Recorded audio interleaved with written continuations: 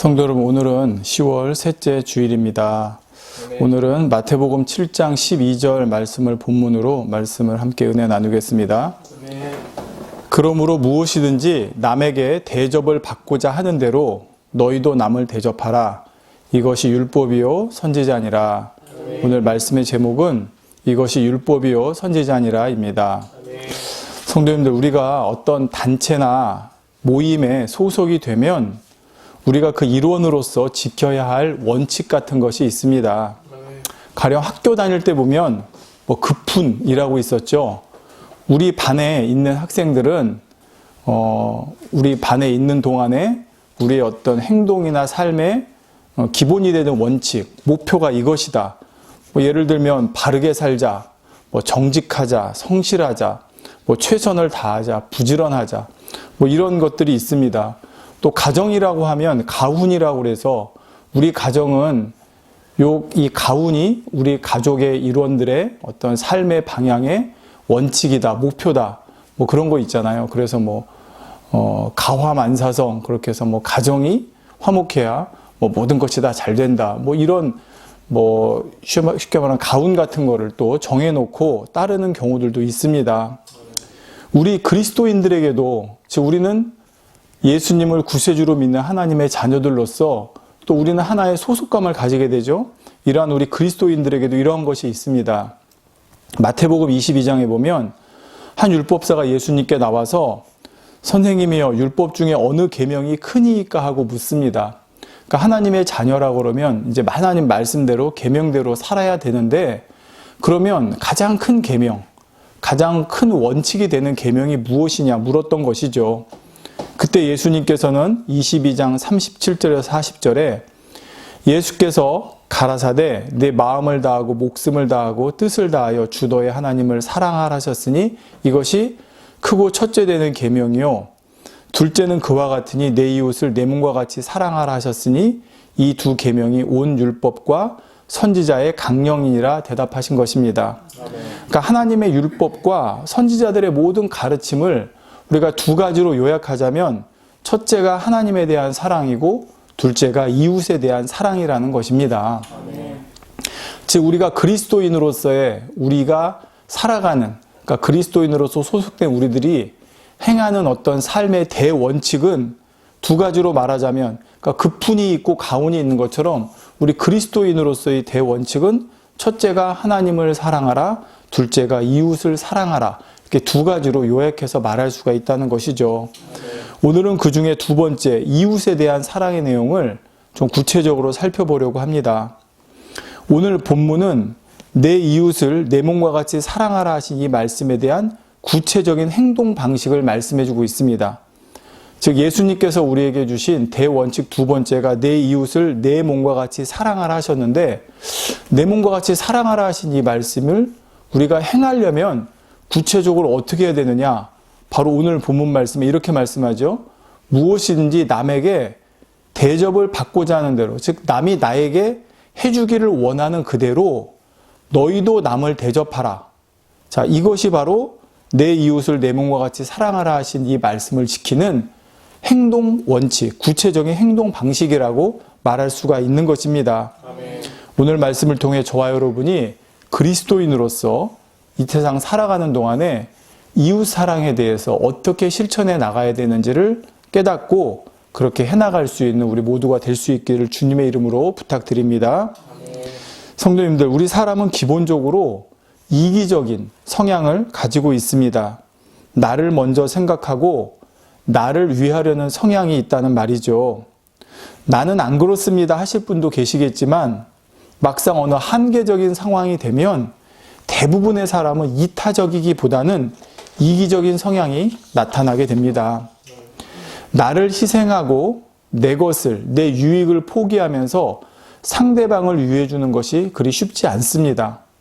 남이 나에게 어떠한 것을 해주는 것은 원하지만 정작 그 일을 내가 남에게 하는 데 있어서는 인색하죠.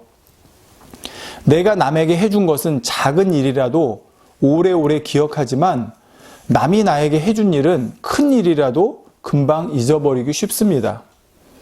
내가 남에게 했던 안 좋은 일은 쉽게 잊어버리면서 남이 나에게 했던 안 좋은 일은 오래오래 기억하죠. 내가 남에게 해준 것은 생색내고 싶어 하고 남이 그것을 알아주지 않을 때는 서운해하는 것입니다. 이렇게 대부분의 사람들은, 일반적인 대부분의 사람들은 자기 중심적이기가 쉽습니다. 이런 우리들에게 예수님께서는 내가 남으로부터 대접받기 원하는 그대로 우리가 남에게 해주라고 말씀하고 있죠. 즉 이타적, 타인 중심적의 삶을 살라는 것입니다. 한 가지 예를 들어보겠습니다. 제가 어느 단체에 속했는데 너무나 큰 잘못을 했습니다. 저도 그것을 압니다. 하지만 제 마음에는 이번 한 번만 좀 용서해 주면 좋겠다. 나에게 한 번만 더 기회를 주면 좋겠다. 그러면 내가 정말 잘할 텐데, 이전에 잘못한 것까지 만회할 텐데, 이런 생각을 할 수가 있습니다. 상대방이 이러한 내 마음을 알아주고 그렇게 하기를 간절히 바라겠죠. 자, 그런데 그것이 내가 아니라 다른 사람이 그 조직에 큰 잘못을 하고 실수를 했다고 했을 때 내가 가졌던 그 마음을 상대방도 분명히 가지고 있을 텐데 그 마음을 헤아려서 그에게 용서와 또한 기회를 주느냐는 말입니다. 내가 그 입장일 때는 그러한 간절한 바람을 가지고 있는데 상대방이 그 입장이 되었을 때는 그 사람의 입장을 나처럼, 내가 그 사람의 입장이 된 것처럼 한번 이해하고 그 입장에서 생각해보고 기회를 주려고 하기보다는 보통 그러지 않는 경우가 더 많은 것을 보게 된다는 것입니다. 그렇다면 우리가 예수님께서 말씀하신 대로 구체적으로 남이 나에게 대접해주기 원하는 대로 내가 남에게 하기 위해서는 어떻게 해야 할지 오늘 크게 세 가지로 한번 살펴보겠습니다. 자, 첫 번째로 상대방의 입장에서 한번 생각해 보아야 합니다. 말이 참 쉽지만 우리가 흔히 역지사지라고 하죠. 이것은 말은 쉬운데 우리 삶 가운데 이렇게 행하려는 것이 과연 얼마나 될까요? 여러분, 우리가 삶을 살아가면서 누군가와 대할 때, 어떤 상황이 됐을 때 정말 상대방의 입장을 한 번이라도 생각해보고 행동하고 말하는 경우가 얼마나 있는지, 가까운 가족에서부터 말입니다. 얼마가 있는지 한번 생각해보면 좋겠습니다. 가령 요즘 온라인상에서 소위 악플이라고 하는 것이 큰 사회적 문제가 되고 있습니다.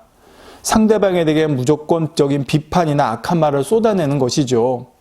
자, 그런데 과연 그렇게 악플을 다는 사람들이 한 번쯤 상대방의 입장을 생각해 보았겠냐는 것입니다.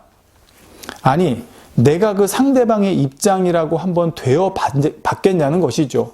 아니면 적어도 그 사람이 내 가족이면 어땠을까라고 입장을 바꿔 생각을 해 보았겠냐는 것입니다. 설령 상대방이 잘못을 했고 내 기준에 맞지 않는다 할지라도 내가 그 입장이었다라고 한번 입장을 바꿔서 생각해 봤다고 하면, 아니면 적어도 내 가족이 그 사람이라고 생각해 봤다고 하면 그 많은 악플들 중에 상당한 부분이 사라졌을 것입니다. 그냥 내 생각과 다르고 내 입장과 다르다고 해서 무조건 상대를 비판하는 것은 결코 옳은 것이 아니기 때문입니다. 그런데도 내 기준, 내 생각, 내 능력에 맞추어서 저 사람은 왜 저렇게밖에 못하지? 왜 항상 저 사람은 저러지? 저 사람은 왜 이런 것도 못하지? 어떻게 저 사람 저럴 수 있지? 저 사람 좀 이렇게 해주면 안 되나? 자, 이 모든 것이 바로 상대방의 입장을 헤아려 주지 못하는 데서 나오는 것입니다.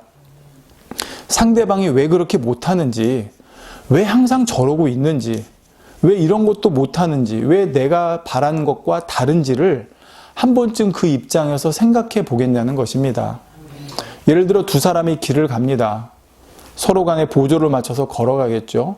근데 A라는 사람이 볼 때 B라는 사람이 너무나 늦게 따라오는 것입니다. 좀 바빠서 빨리 따라왔으면 좋겠는데. 근데 이 B라는 사람은 전날 다리를 삐었어요. 그런데 혹시 A라는 사람이 자기 때문에 걱정할까봐 그 티를 내지 않고 어떻게든 보조를 맞춰서 걸으려고, 티 내지 않고 걸어가려고 노력을 하는 것입니다. 그런데도 발을 삐었기 때문에 A를 쫓아가지 못하는 것이죠. 근데 A는 그걸 모르잖아요. 그러니까 저 사람은 왜 이렇게 늦게 오지? 왜 저렇게 나를 못 쫓아오지? 그렇게 생각하고 있는 것입니다. 그런데 A라는 사람이 정말 입장을 바꿔서 저분이 저런 분이 아닐 텐데 왜 저렇게 못 쫓아올까? 혹시 무슨 일이 있는 거 아닌가? 뭔가 몸이 안 좋은 거 아닌가? 입장을 한번 바꿔서 그 사람 입장이 되어서 생각을 해본다고 그러면 여러 가지 가능성을 생각할 수 있을 것이고, 그러다 보면 판단하고 정죄하지 않고 그 사람에게 물어봐 줄 수도 있는 거 아니겠는지요. 우리가 하나님 말씀에 대해서도 마찬가지입니다. 만약 하나님께서 하나님의 기준으로 무조건 우리에게 그 잣대를 들이대시면 과연 우리 중에 누가 그 기준을 통과할 수 있겠습니까? 그런데 우리는 내가 좀 말씀대로 산다고 하면, 내가 좀 율법을 지킨다고 생각하면 금세 그렇지 못한 사람들, 나보다 덜한 사람들에 대해서 비난과 정죄의 칼을 들이대는 경우들이 있다는 것입니다. 예수님 당시에 바리새인과 서기관들도 그랬죠. 스스로 자신들은 율법을 지킨다고 하는 자부심으로 인해 자기들 기준에 맞지 않는 사람들에 대해서는 비난과 정죄를 쏟아내었습니다. 사회적인 약자, 신앙적으로 양육받지 못한 사람들에게 그들의 입장에서 생각해보고 긍휼히 여기고 도와주려는 마음보다는 오히려 비난하고 정죄하는 일을 서슴지 않았던 것입니다. 지금 우리가 사는 이 사회도 저는 많은 모습들이 비슷하게 나타나고 있다고 생각합니다. 구약시대 보면 사사기 시대가 참으로 혼란스러웠는데 그 시대의 특징을 사사기 맨 끝절에 이렇게 말씀합니다. 사람들이 자기 소견에 옳은 대로 행했다고 말입니다. 즉 각자가 자기 기준을 가지고 자기 기준에 맞춰서 살아갔다는 것이죠.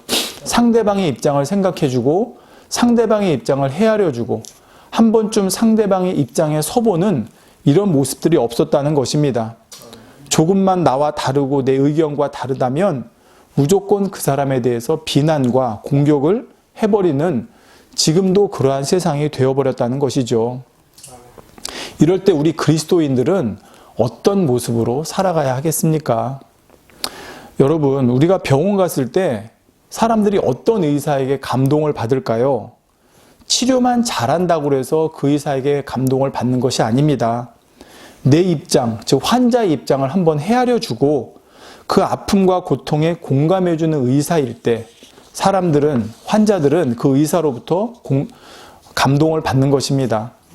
똑같은 치료를 해주고 처방을 해주는 의사라 할지라도 그냥 기계적으로 이렇게 하세요라는 의사가 아니라 얼마나 환자가 아프고 고통스러웠을까를 함께 염려해주고 걱정해주는, 즉 환자의 마음까지, 입장까지 살펴주는 의사에게 환자들은 마음을 연다는 것입니다.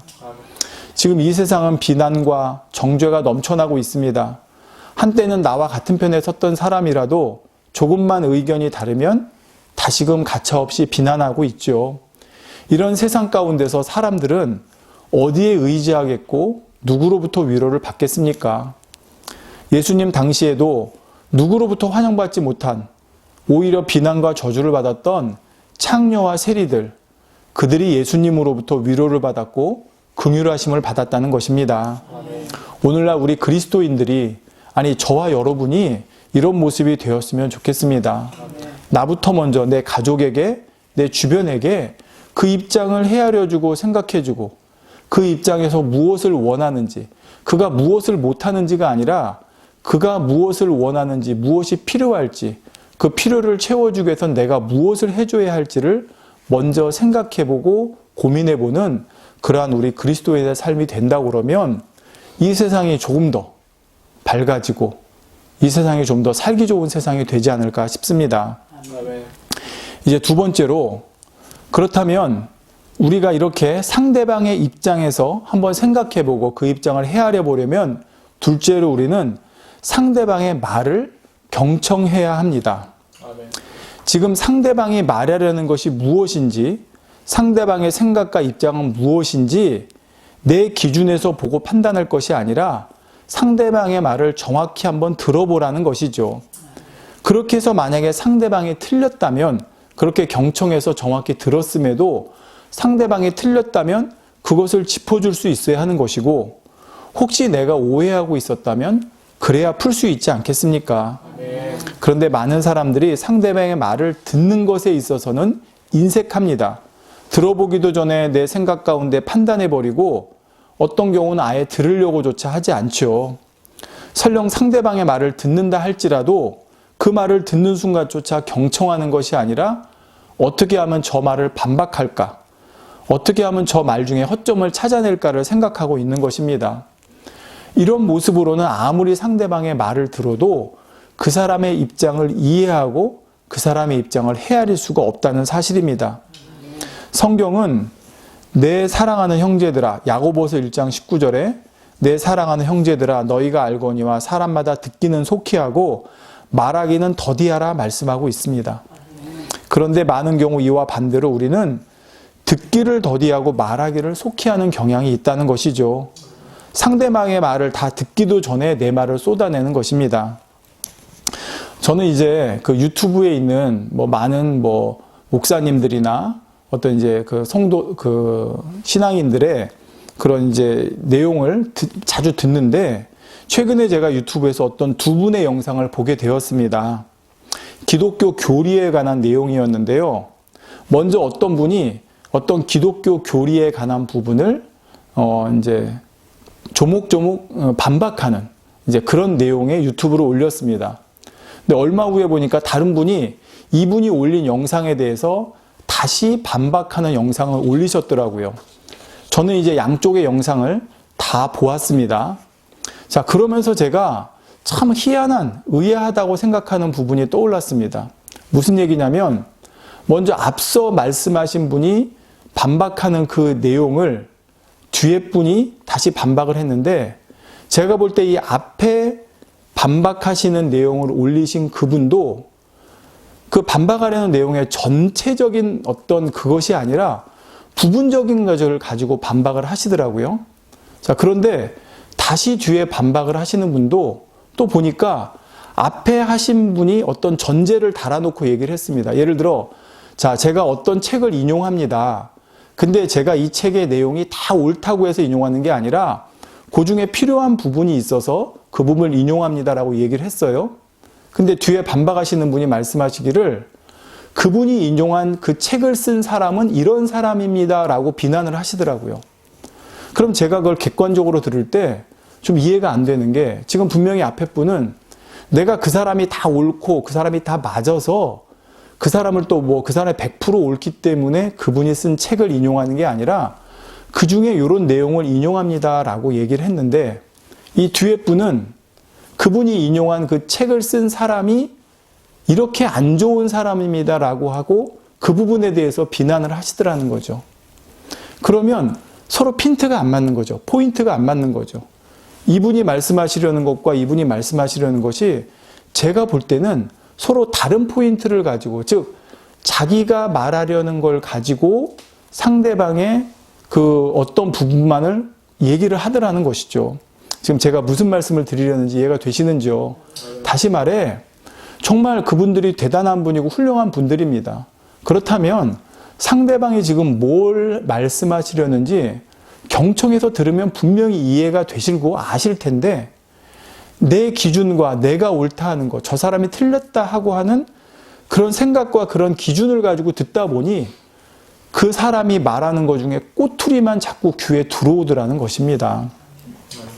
우리가 상대방의 입장을 어떻게 그냥 알 수 있습니까? 신이 아닌데.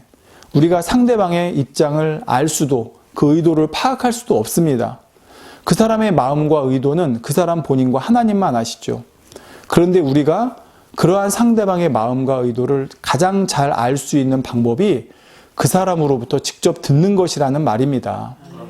그런데도 상대방의 말을 직접 들어보기 전에 또 듣는다 해도 일무만 가지고 상대방의 마음과 의도를 판단해 버린다고 그러면 결코 상대방의 입장에 설 수가 없다는 것이죠.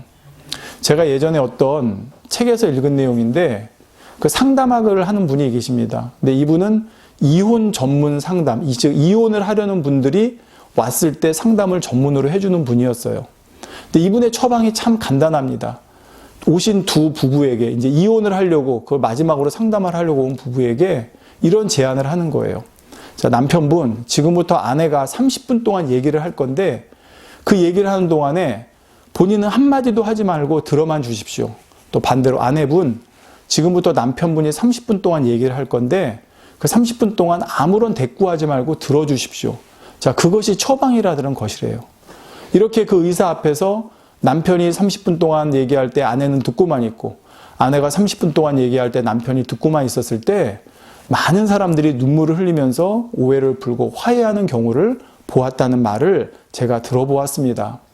이 두 부부에게 부족한 것이 무엇이었습니까? 바로 상대방의 입장을 이해하지 못했는데 상대방의 입장을 이해하지 못했던 가장 큰 원인이 상대방의 말을 경청하지 않았다는 것입니다.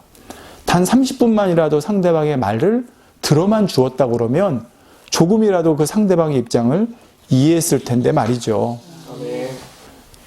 모든 사람 사이에서도 마찬가지입니다. 우리가 상대방의 마음을 모를 때 그 사람의 표면적인 말과 행동을 통해 그 사람의 마음을 또 이해하려고 또 헤아려 보려고 할 수는 있습니다. 그렇지만 그것이 또 전부가 아닐 경우가 많죠. 그래서 우리는 끊임없이 대화해야 되는 것이고 소통해야 되는 것입니다. 아버지 하나님과도 마찬가지입니다. 감히 우리가 아버지 하나님의 기쁘신 뜻을, 기쁘신 마음과 기쁘신 의도를 우리가 어떻게 예를 들어 성경 한 번 읽었다고 우리가 신앙생활 10년 했다고 헤아릴 수가 있겠고 20년 했다고 알 수가 있겠습니까? 그러므로 우리는 끝없이 하나님의 마음이 하나님의 뜻이 담긴 말씀을 대해야 되는 것이고 끊임없이 기도를 통해 하나님과 소통하며 하나님의 뜻과 하나님의 의중을 깨우쳐 가려고 해야 되는 것입니다. 우리가 하나님의 말씀대로 못 사는 가장 큰 이유 중에 하나가 하나님의 입장을 우리가 조금이라도 헤아리지 못하는 거예요. 하나님의 입장을 깨닫지 못하고 헤아리지 못하니까 많은 사람들이 하나님에 대해 오해하죠. 무서운 하나님, 두려운 하나님, 심판하신 하나님. 그러나 우리가 하나님의 그 크신 사랑의 마음, 하나님의 그 긍휼하심의 마음, 그것을 우리가 조금이라도 헤아리고 깨닫게 된다 그러면 우리는 그 사랑으로 말미암아 더욱더 하나님 말씀 안에 거할 수가 있게 되는 것입니다. 사람 안에서도 사람끼리도 우리가 그리스도인으로서 정말 내가 누군가에게 내가 알고 있는 기준과 내가 알고 있는 의의를 가르치고 강요하려고 하는 것이 아니라 상대방의 말을 들어주고 그 입장에서 헤아려주는 이 노력, 이것이 그리스도인의 모습이라는 것입니다. 제가 좀 듣는 것 중에 안타까운 말이 이 그리스도인들이 어디 가서 누구를 가르치려 한다는 말을 좀 자주 듣습니다. 내가 옳다, 내가 맞다. 그러다 보니까 독선적이다라는 말을 듣기도 하는 것이고요. 근데 우리 그리스도인들이 내가 알고 있는 진리, 내가 깨우치고 있는 진리를 물론 상대방에게 너무 알려주고 싶고 전해주고 싶은 마음이 있겠지만 그런 것도 중요하겠지만 그보다는 소외되고 연약하고 정말 힘들어하고 고통받는 사람들의 그 목소리를 그 마음을 그 입장을 먼저 들어줌으로 헤아려 주려고 하는 그런 노력이 있을 때 예수님께서 오셔서 하신 것이 그것이었잖아요. 예수님께서는 오히려 죄인들과 함께 하셨어요. 죄인들과 함께 하면서 무슨 얘기를 하셨겠습니까? 무슨 대화를 하셨겠습니까? 그들하고 뭐 농담하시고 뭐 쓸데없는 말 하셨겠습니까? 왜 사람들이 볼 때 예수님은 죄인들과 함께 어울려 식사를 하셨겠고 그 식사하시는 동안에 그들의 말을 들어주셨을 것이고 그들의 입장을 이해해 주시려고 하셨을 것이고 그들의 입장에서 대답해 주시려고 했을 것이고 그러지 않으셨겠습니까? 그런데도 그걸 모르는 사람들은 예수님께서 죄인들과 함께한다 하면서 함께 정죄하는 모습을 볼 수가 있었습니다.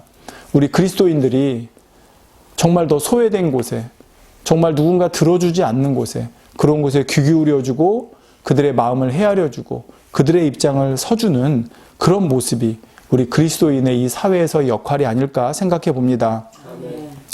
자, 이제 세 번째로 이렇게 우리가 상대 입장에 한번 생각해 보고 상대 입장을 헤아려 보기 위해서 또 그 사람의 입장을 들어보고 경청해 주는 자세가 필요한데 그 다음에는 결국 우리가 어떻게 해야 됩니까? 남이 나에게 해주기 원하는 대로 내가 남에게 해 주어야 한다는 것입니다. 상대방을 이해하고 상대방의 입장이 되었으면 이제 거기에 맞춰서 말하고 행동해야 된다는 것이죠. 가령 정말 힘들고 어려울 때 뭔가 해보려고 하는데도 안 되어서 좌절하고 낭망하여 있을 때 그 사람이 누군가로부터 듣고 싶은 말이 무엇이겠습니까? 물론 제가 지금 감정적인 위로나 듣기 좋은 말을 해야 된다는 뜻이 아닙니다. 상대방의 입장에서 생각해보고 내가 그 사람이라면 이런 마음이겠다 싶을 때 정말 그 사람에게 필요한 말과 행동을 해줄 수가 있겠다는 것입니다. 때로는 그것이 질책일 수도 있고 지적일 수도 있습니다. 무조건 듣기 좋은 말만 해주는 것이 그 사람을 위하는 것이 아니기 때문이죠. 그러나 그 질책이나 그 지적이나 때로는 책망이나 훈계에 어떤 마음이 담겨 있냐는 것입니다. 아, 저 사람이 비록 지금 나를 질책하고 지적하고 훈계하지만 저 사람이 정말 내 입장을 헤아려 주고 있구나. 내 입장이 되어줘 봤구나. 이런 마음을 느낄 때 상대방은 거기에 마음을 연다는 것입니다. 가장 이럴 때 중요한 것이 바로 말이죠. 말이라는 것은 삼가 주의하고 또 주의해야 합니다. 한번 쏟아낸 말은 다시 주워 담을 수가 없고 거기에는 큰 책임이 따르기 때문입니다. 그래서 저는 말을 할 때 우리가 원칙을 세워서 그에 따라서 하는 훈련도 필요하다고 생각합니다. 여러분, 말도 훈련입니다.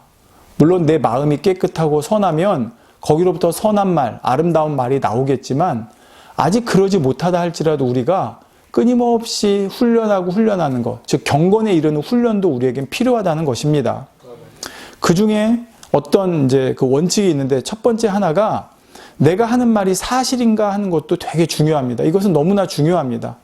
어디서 대충 들은 말, 또 내가 들은 말에 내 생각을 첨가해서 그럴 것이라고 판단하고 추측해서 하는 말들은 사실이 아닙니다.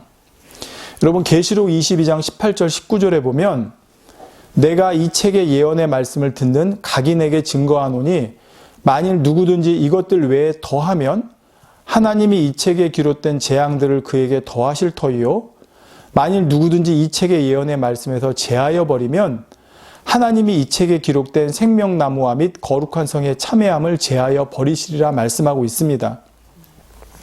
하나님께서는 하나님 말씀에 더하는 것도 안 되지만 빼는 것도 안 된다고 엄히 경고하고 계십니다. 그런데 이러한 경고를 무시하고 자기 임의대로 성경에 더하는 사람도 많고 빼는 사람도 많습니다. 즉 더하는 사람들은 자기가 원하는 내용들을 성경에 없는 내용들을 거기에 더함으로써 많은 문제들을 야기하는 경우들을 보았고 또 반대로 내가 주장하고자 하는 내용만 말하고 그렇지 않은 반대적인 내용은 쏙 빼버림으로 역시 하나님 말씀을 제하려 버리는 경우들도 많은 문제가 발생하고 있는 것을 우리는 볼 수가 있습니다. 사람 사이에서도 마찬가지라는 말입니다. 항상 우리는 사실에 입각해서 말을 해야 하되 그 사실에 그것을 과장하기나 강조하기 위해서 더하는 것도 아니면 나의 유익이나 어떤 상황상 거기서 빼는 것도 삼가해야 된다는 것입니다. 있는 그대로 전하는 것이 중요하다는 것이죠. 하지만 있는 그대로 전한다 할지라도 두 번째로 우리가 생각해야 되는 것은 이것을 꼭 전해야 되는가, 말해야 되는가, 이 말을 내가 상대에게 해야 하는가, 이 부분도 다시 한번 생각해 보아야 한다는 것입니다. 우리가 2단계만 거쳐도 우리가 하는 말 중에 많은 부분을 걸릴 수가 있습니다. 모든 것에는 적당한 때라는 것이 있습니다. 합당한 때라는 것이 있죠. 그 때를 맞추었을 때 똑같은 말이라도 더 큰 가치를 나타낼 수가 있고 때에 맞지 않았을 때 오히려 아무리 좋은 말이라도 역효과를 낼 수가 있다는 것입니다. 그래서 잠언 15장 23절에 사람은 그 입의 대답으로 말미암아 기쁨을 얻나니 때에 맞는 말이 얼마나 아름다운고 했고 잠언 25장 11절에 경우에 합당한 말은 아로새긴 은쟁반의 금사간이라 했습니다. 이처럼 다 때에 맞는 말이 아름다운 또 상대방에게도 그만큼 아름다운 효과를 낼 수가 있다는 것이죠. 말 중에는 해야 할 말이 있고 하지 말아야 할 말이 있으며 또 그 말을 해야 할 때가 있고 하지 말아야 할 때가 있습니다. 더욱이 우리가 상대방의 입장을 헤아리고 입장이 되어본다고 그러면 아, 지금 이 말은 상대방에게 하지 말아야겠구나. 아, 지금 이 말을 상대방에게 해야겠구나. 내가 그 입장이 되어본다면 말입니다. 많은 경우 분별이 될 것입니다. 그렇게 했을 때 혹여라도 내가 잘못된 때에 맞지 않는 말로 인해서 상대에게 주는 상처 이런 것들을 우리는 최대한 줄일 수가 있지 않겠습니까? 조금만 상대의 입장을 헤아렸다면 내가 그러지 않았을 텐데 하고 말입니다. 하물며 사실이 아닌 말을 임의대로 함부로 전하고 소문을 낸다면 그것이 얼마나 가볍지 않은 죄라는 것을 우리는 알아야 될 것입니다.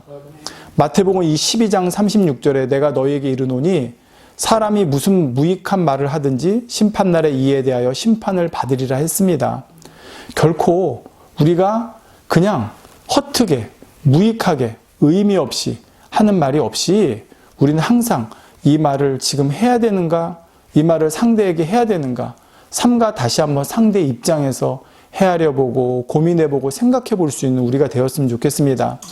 자, 이렇게 고민하고 생각했는데도 이 말을 꼭 해야겠다 싶을 때는 마지막으로 한 가지를 더 체크해봐야 합니다. 이 말을 했을 때 덕을 세울 수 있는가? 이 말을 했을 때 상대방에게 은혜를 끼칠 수 있는가? 이것을 생각해봐야 한다는 것이죠. 에베소서 4장 29절에 무릇 더러운 말은 너 입 밖에도 내지 말고 오직 덕을 세우는 데 소용되는 대로 선한 말을 하여 듣는 자에게 은혜를 끼치게 하라 했습니다. 성도님들, 선거 때가 되면 TV에 토론 프로그램이 자주 나옵니다. 그럼 뭐 1대1로 토론을 하기도 하고 뭐 다수로 토론을 하기도 하죠.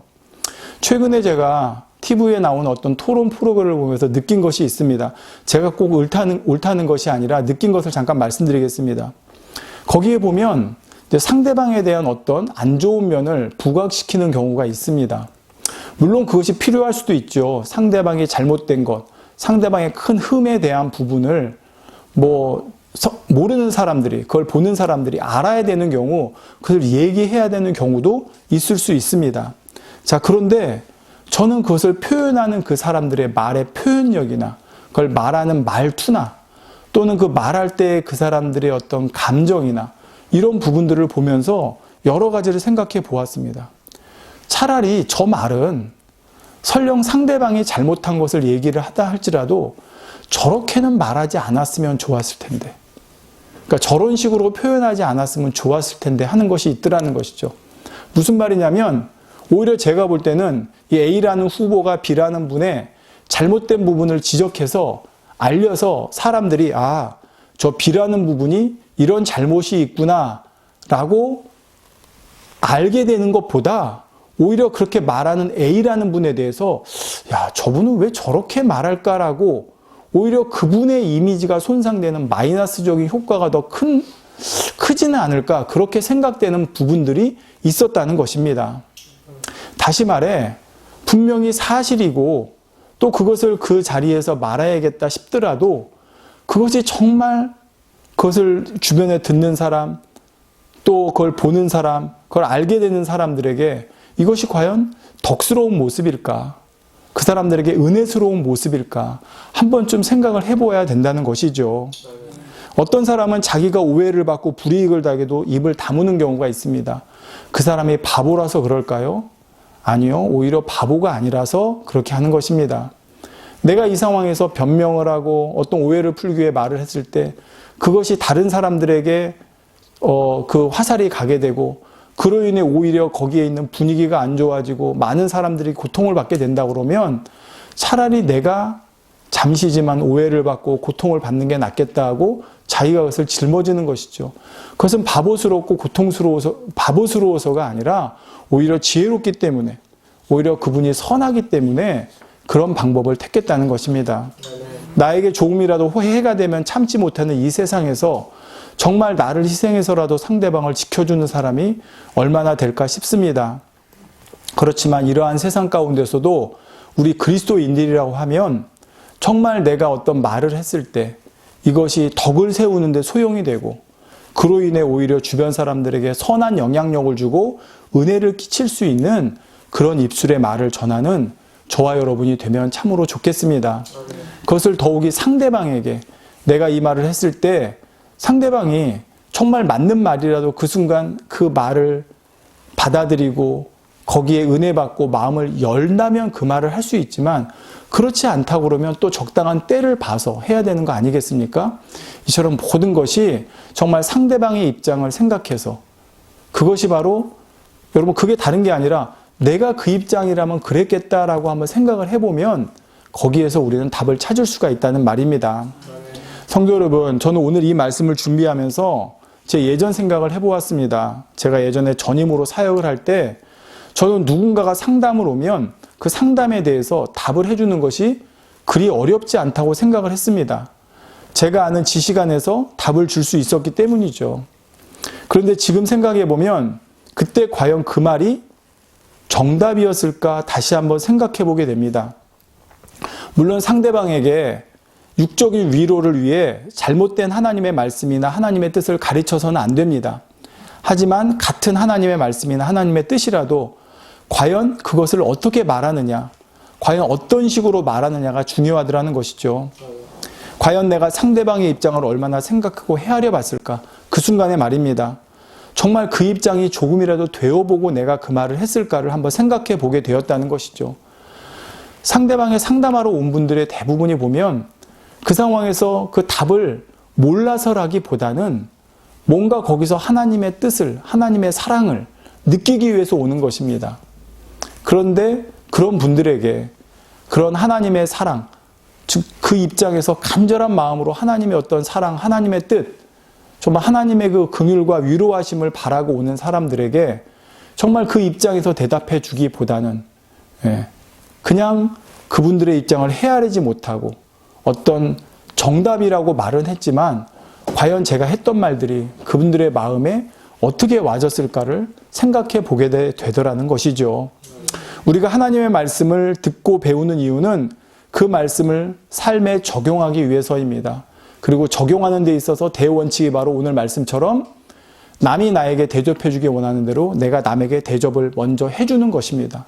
그런데 우리가 하나님 말씀을 지식으로만 가지고 있어서는 절대 상대방의 입장을 헤아려 볼 수도, 그 입장에 서볼 수도, 그 입장을 깨달을 수도 없다는 것을 알아야 됩니다. 그래서 하나님께서 어떻게 하셨습니까? 사람의 몸을 입고 이 땅에 오신 것입니다. 하나님이니까, 신이시니까, 모든 걸 다 아시는 분이니까 그냥 인간들에게 너희 왜 그래? 라고 하신 것이 아니라 친히 사람의 몸을 입고 이 땅에 오셔서 우리와 같이 이 땅의 삶을 겪고 체험하시고 느껴보셨다는 것이죠. 그렇게 느껴보시니까 예수님께서 야, 내가 뭐 사람의 몸을 입고 왔더니 할만하네. 너희는 왜 나처럼 이렇게 말씀대로 못 살아? 율법대로 못 살아? 왜 하나님 사랑하지 못해? 라고 하신 것이 아니었습니다.